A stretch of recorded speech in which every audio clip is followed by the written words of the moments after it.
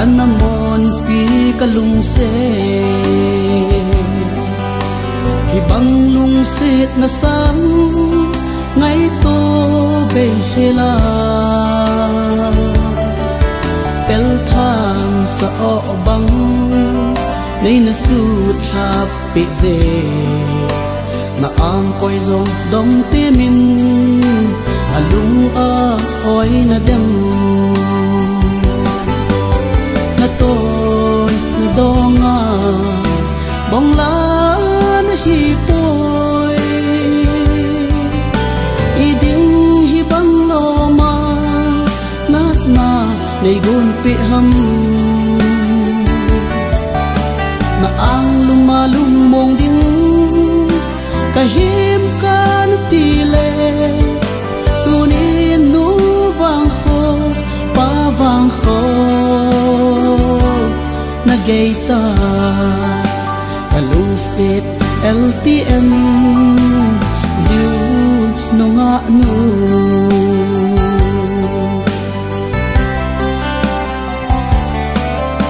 lungsit kusin lui cheng hen na sa hello banga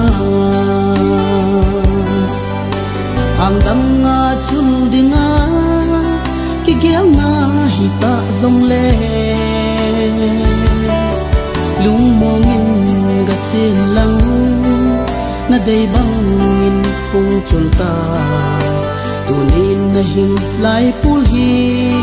gal bangin daw may tangi na toy na donga bong la na hipoy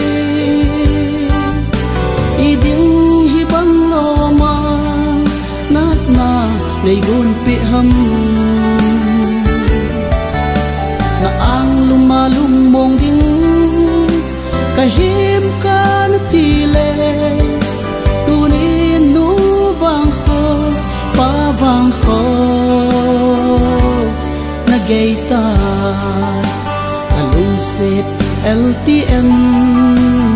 Zeus nunga nu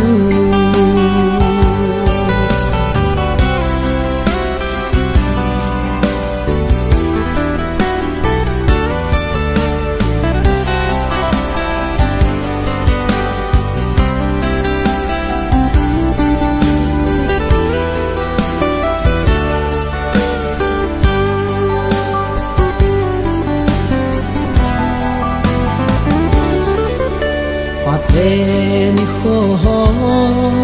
kung chal chalin tin gole pai ngai chen hin ko anaki khel gam tan tin nang zong na lai gil ga heno hin ti tan tin chunile itin mel mung tin analam to tang katem na toy na donga bong la na hipoy iding hibang loma nat na nay gunpi ham na ang lumalumong ding kahim ka na tile tunin nu vang ho pa vang ho nagaita